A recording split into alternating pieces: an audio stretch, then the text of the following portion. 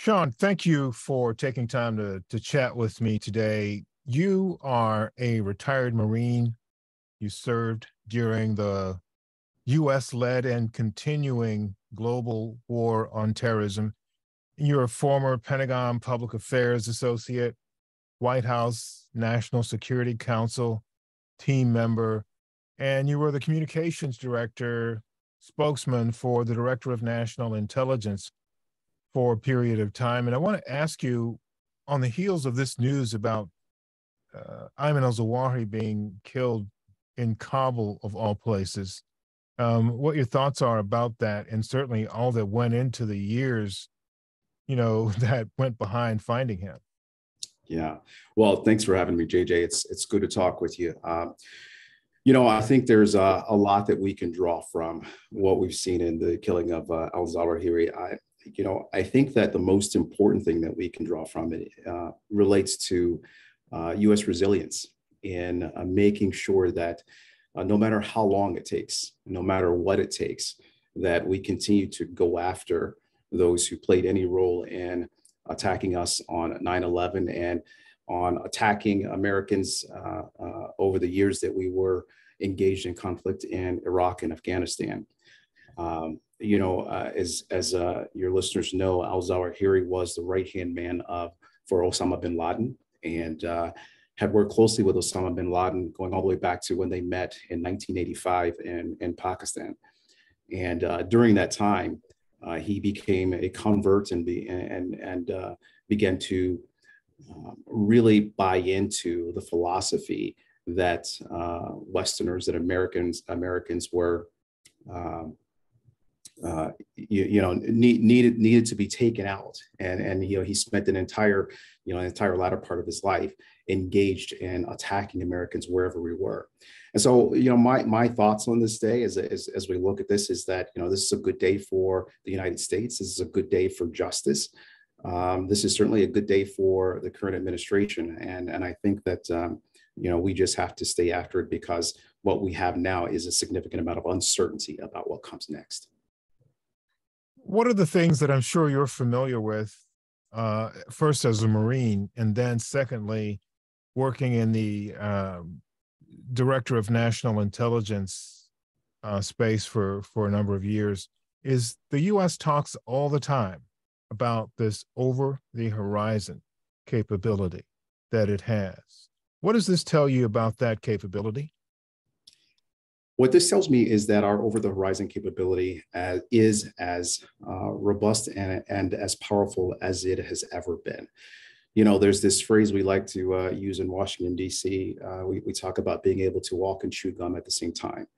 And as there are a lot of things that are going on right now, both domestically and internationally, that have absolutely nothing to do with terrorism. In the United States, this administration, our government officials are heavily engaged in managing a number of significant issues. But what the American people should take from this is that even as we deal with a plethora of domestic issues, we deal with issues related to the economy and upcoming elections and what's happening in Russia and Ukraine, even as all of those things happen, there are dedicated national security officials, dedicated intelligence officials, military officials who continue to look at and study the threats to the United States and to Americans all around the world. They stay focused on those things so that we can all sleep at night. And so what this tells me is that they're doing their job, they're doing it well, and that the decisions that are being made to protect Americans are happening even as we deal with all the other issues that are going on right now. The fact that he was found in the capital of Afghanistan, there are so many things to unpack when you look at that.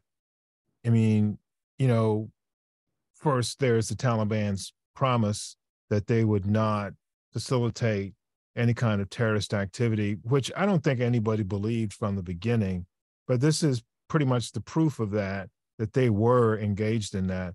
Then there's this understanding that the U.S. has the capabilities that it has, and they have to know that the U.S. does have these capabilities, but they either disregarded them or they simply didn't care about them. And I'm Yeah. just not sure which it was. And I wonder what you think the answer might be to that.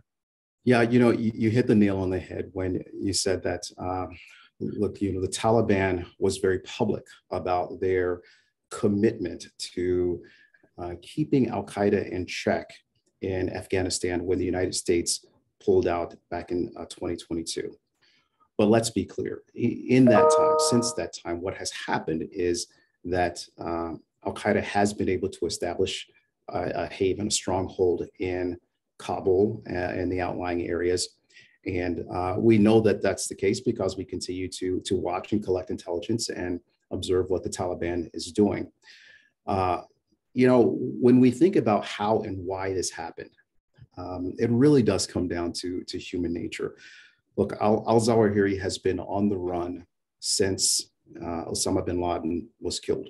And going back to 2011, we have had times when we were able to identify where he may be or get some indication of movements.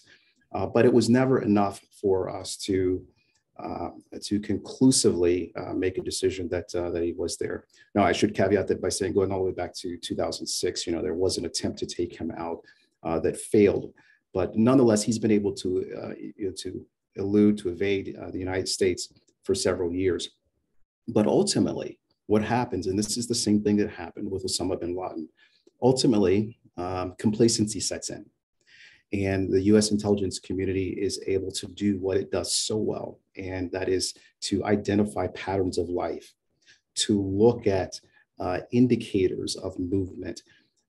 Oftentimes, these individuals believe that they are the target, and so they are the ones who are being watched. But it's always the case that you're not only watching the target and watching the armed strongmen around them, but you're watching family members and associates. You're looking for any tiny bit of information that you can possibly find to give you some indication of where these individuals are, and you build a case.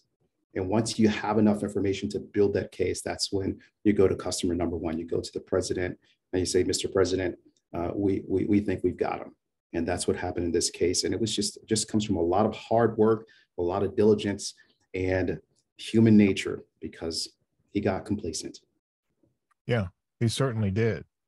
So just briefly looking on down the road a bit, one of the things that we know about organizations like Al Qaeda and certainly the Taliban is that time is really, it really doesn't matter to them.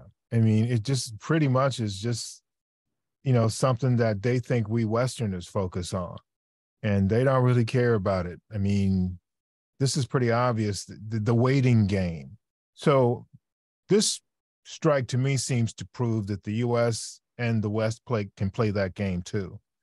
But I'm wondering, how will this strike, in your mind, impact, I guess, what they were on the brink of perhaps putting back together, and that was a capability to work and operate from, I won't say a major city, but certainly a city that's on the map, and began to plot and engage to do things that might harm the West. So how will this impact that? Yeah, I've got to harken back to 2011 when we took Osama bin Laden off the battlefield. What's different today is that in 2011, we knew what we were getting with regard to Taliban leadership after Osama bin Laden was taken out. It was clear long before that strike that Ayman Al Zawahiri was the natural successor and that he would be in command. And we understood who he was, and we understood how he operates, or how he operated. What makes this different is that it's unclear who will pick up the mantle now and who will run with it with regard to Al Qaeda. And when it's unclear who the leader will be, that necessarily makes it unclear as to what the strategy will be going forward. All that to say that it is clear that there will be a strategy. It is clear that a new leader will emerge, and it is clear that Al Qaeda will continue to plot and try to orchestrate attacks on the West. It will take some time for us to understand exactly what that looks like. and where that will be situated. But based on my experience in intelligence and the sort of pattern of life for Al Qaeda, they won't waste any time in identifying a new leader. But what they will do is exactly what you started with. They will be patient, and they will make sure that as they work to put operations in place and to reconstitute, that they do that in a way that seeks to evade the United States and our ability to strike them. Well, Shawn, thank you very much for taking time to engage on this and to talk to us about this. Any final thoughts? Look, I would just say that, we've seen lots of reporting about how this was handled. And one of the things I think is very telling is that for President Biden, who was there when Osama Bin Laden was taken off the battlefield, one of the things that's really clear in this operation is that he certainly did act as commander in chief. I've talked to colleagues who said that, he was asked a lot. He asked a lot of questions, and he really got down into the weeds and the details to really understand whether or not this operation had any chance of success. And I'll just say that as an American, I think we should all appreciate hearing that the president really did make a decision here that was in the best interest of Americans and really act as commander in chief. Thanks, JJ.